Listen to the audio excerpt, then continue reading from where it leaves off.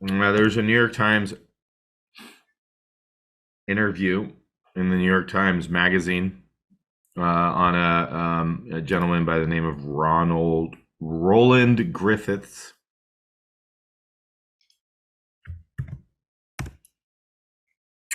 Roland Griffiths. That I just wanted to go over. So the New York Times is covering him. If you don't know him, he was at the or he still is at the at Johns Hopkins University. And I'm going to share my screen. I'm actually going to read the article because, well, his journey is quite an interesting journey. And he was a very involved meditator, did a lot of different various techniques of meditation. And I found his interview to be quite amazing, and also very relevant, obviously, to a number of different topics that we've talked about. We've talked about death. We've talked about the beauty of the moment, sort of taking it all in, this extraordinary, as we practice mindfulness, this extraordinary moment that arises. So the title of the article is "A Psychedelics Pioneer Takes the Ultimate Trip." So a bit of pun on words here. But he's probably one of the world's leading researchers on psychedelics, mostly what we would call mushrooms, or the psilocybe, the compound in mushrooms that is psilocybe, that is the psychedelic. And he is the founding director. So I'm just going to read this, and I put the link in the thing.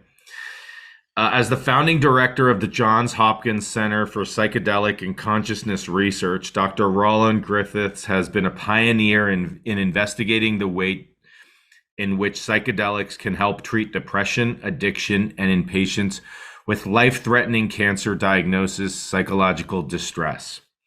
He has also looked at how the use of psychedelics can produce transformative and long-lasting feelings of human interconnectedness and unity.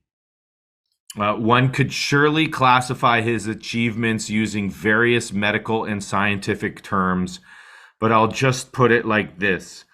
Griffiths has expanded the knowledge of how we might better learn to live. Well, that's pretty powerful, right? Now he is learning to die. Griffiths, who is 76 years old, has been diagnosed with stage 4 metastatic colon cancer. It's a diagnosis in all likelihood terminal that for him has brought forth transcendently positive feelings about existence and what he calls the great mystery of consciousness. We all know that we're terminal, says Griffith, who since being diagnosed has established an endowment at Johns Hopkins to study psychedelics and their potential for increasing human flourishing. So I believe that in principle, we shouldn't need this stage 4 cancer diagnosis to awaken.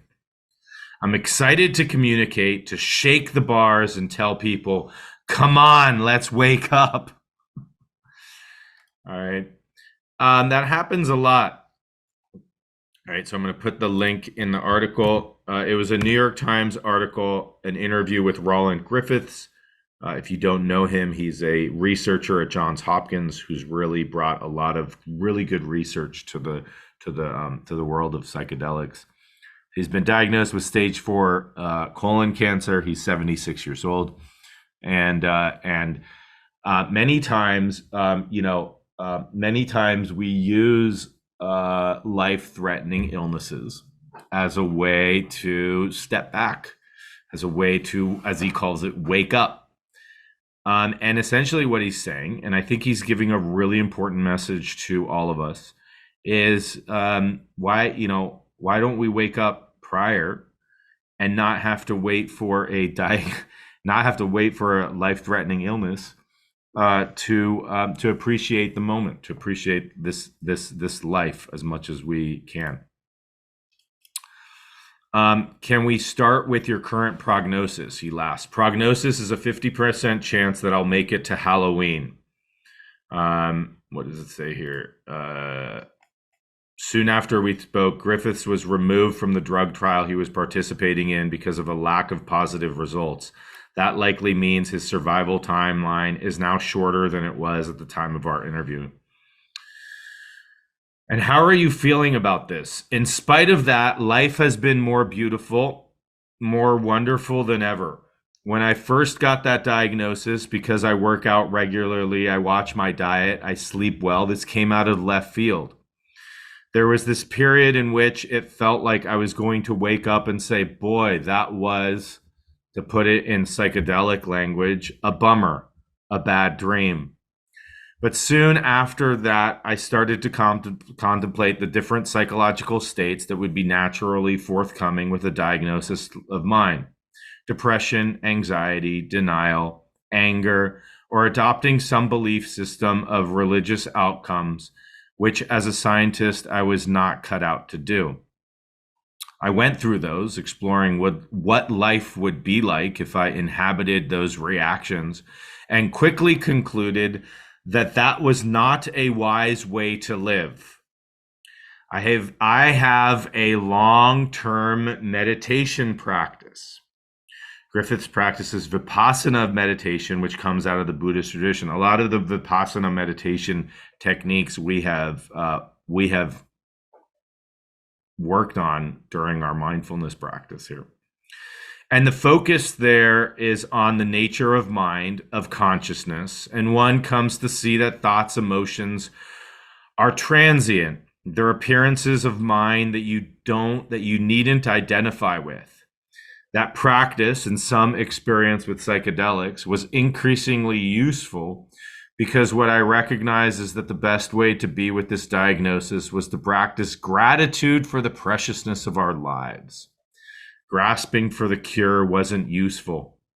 Actually, we just got back another blood result that was an indication as to whether the cancer is progressing. My wife, Marla, and I say to each other, no matter what this shows, it's perfect. Indeed, it showed a big jump in this blood marker, which wouldn't be something to celebrate. It is what it is. It's real.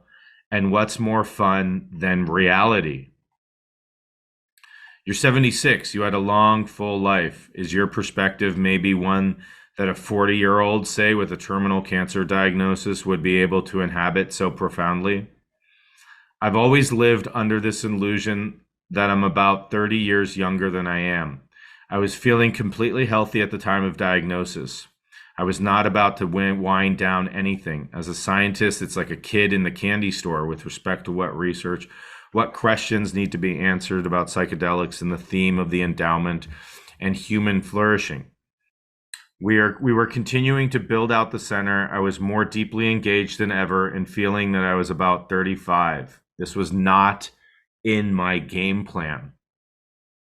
You talk about cancer almost as if it's a gift. Does that mean you don't have regrets about what's happening? My life has never been better. If I had a regret, it's that I didn't wake up as much as I have without a cancer diagnosis. It's been incredible. There have been so many positive things. My relationship with my children, my grandchildren, my siblings, my wife. Marla and I have lived together for 11 years and felt that it was unimportant to get married. Then at dinner one evening, I asked Marla, would it be emotionally important to you now to be married? She thought about it. The next day she said, it would. Immediately it became important to me. We were just married in our living room with my 3 children and 2 of our best friends. It was beyond beautiful. So do I have any regrets? No, but my concern is principally for Marla and how she's going to deal with this. We've talked about my passing as being an opportunity. like my diagnosis, to wake up, because these are opportunities to use events that could be labeled and experienced as miserable, but don't need to be. Right? That's very powerful. Right? In essence, he's kind of saying that he has a choice, with which many of us would think that maybe we don't have a choice, right? And sort of interesting how he was able to look at the different psychological states and say that, of anxiety, depression, despair, whatever it might be, and just sort of say that's not really not really where I'd like to go for the last few months of my life, despite being given this, terminal illness. Have you taken psychedelics since getting your diagnosis? Yes. After getting the diagnosis, I had no immediate interest in psychedelics. I felt in many respects that I was having a very psychedelic-like experience. There was this awakening, this aliveness, and I hesitated to take a psychedelic because I wondered whether it was going to disrupt that. Then a question arose. Is there something I'm avoiding by not taking a psychedelic? Am I defending against some dark, fearful thing I'm in denial about? Am I papering? Should be papering it over with this story of how great I'm doing, and actually I'm scared to death.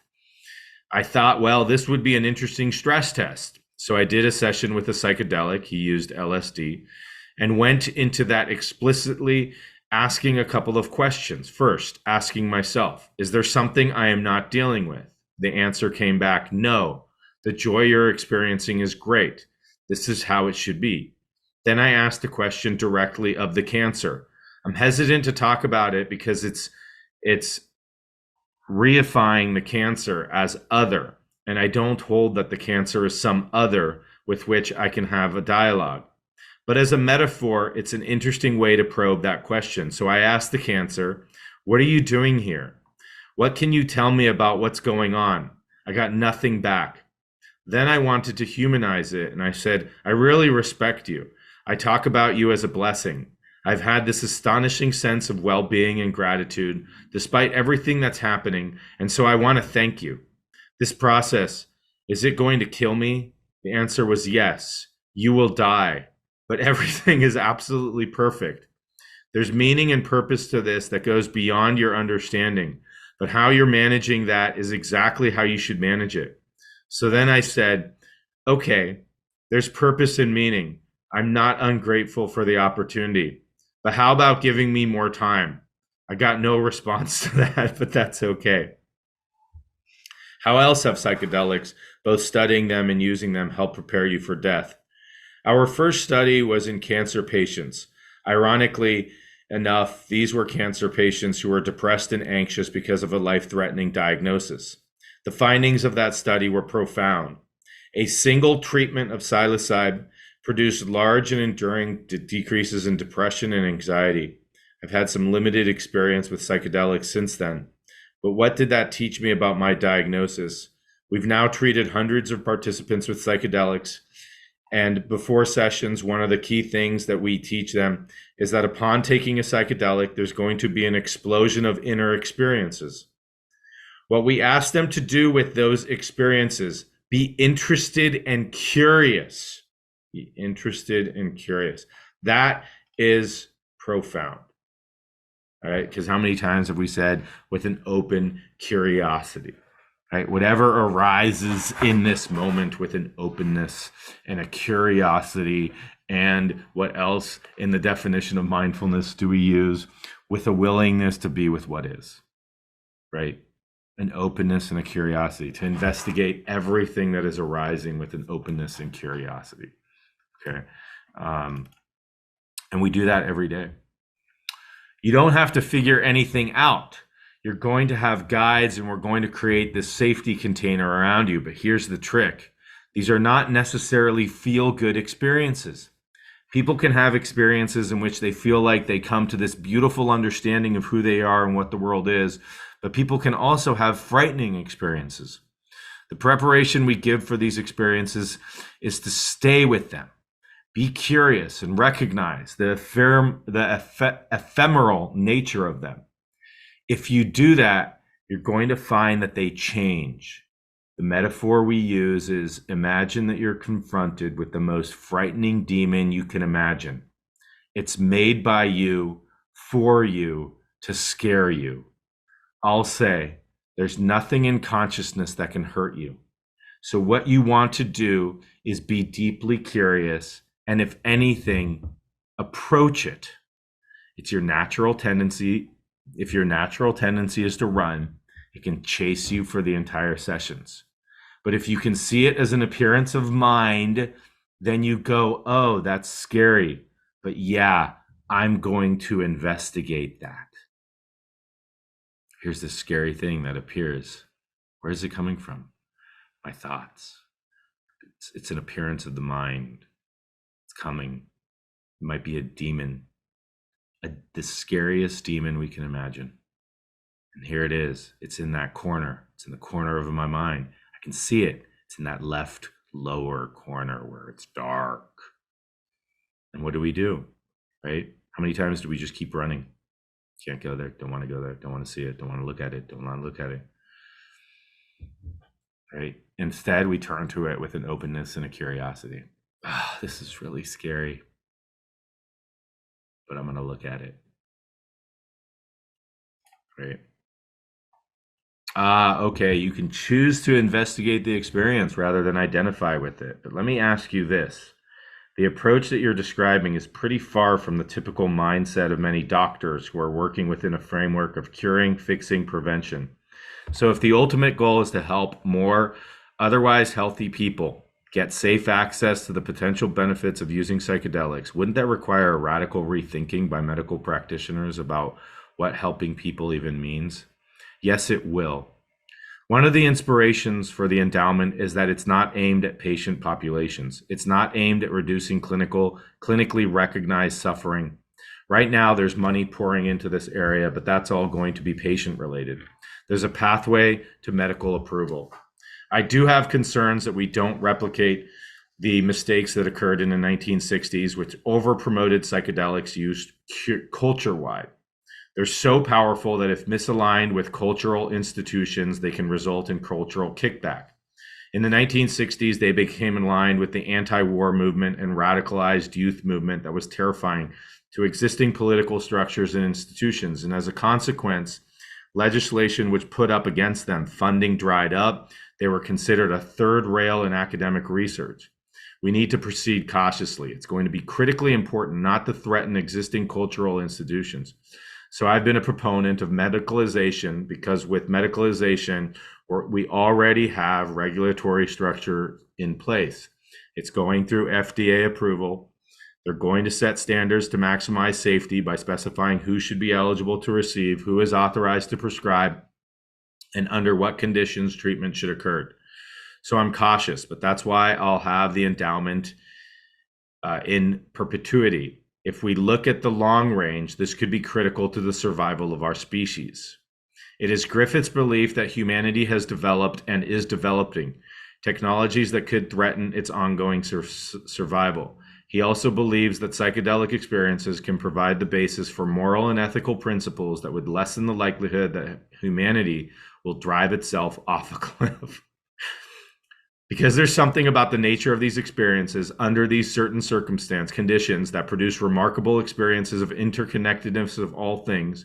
At the deepest level, if we recognize we're all in this together, then we have the kernel of what I suspect is most religious traditions and impulses, and that it's realizing that the golden rule makes a lot of sense.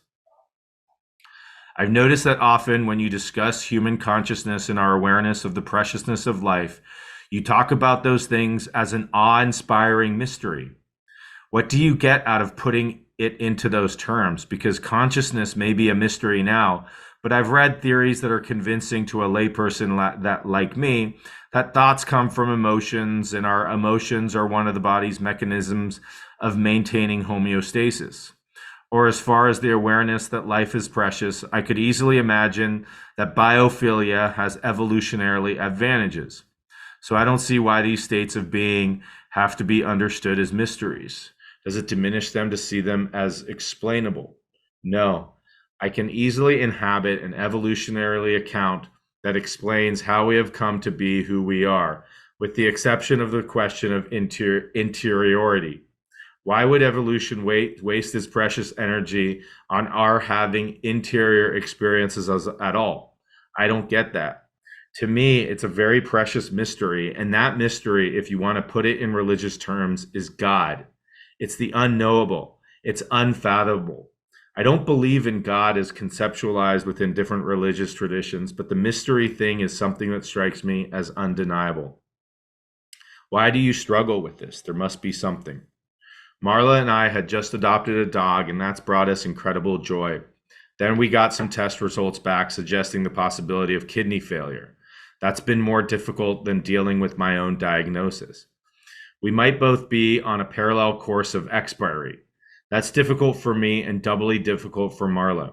I can say acutely that this gives me something new to work with. It's just accepting what is real and then appreciating that in the context of celebration of life. In some ways, if I knew that this precious dog is also facing a terminal condition, there may be a beautiful synergy there. I'm not going to rule out that possibility as well. So you have this sense near the end of your life of waking up to life's real meaning. What's the most important thing for everyone else who's still asleep to know?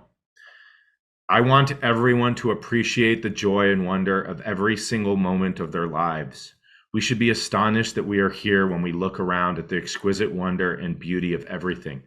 I think everyone has a sense of that already. It's leaning into that more fully. There is a reason every day to celebrate that we're alive, that we have another day to explore whatever this gift is of being conscious, of being aware that we are aware. That's the deep mystery that I keep talking about. That's to be celebrated. So, whether or not Roland Griffiths he's an incredible human being. Prior to actually getting into psychedelics, he had a huge meditation practice, 20 years of meditation.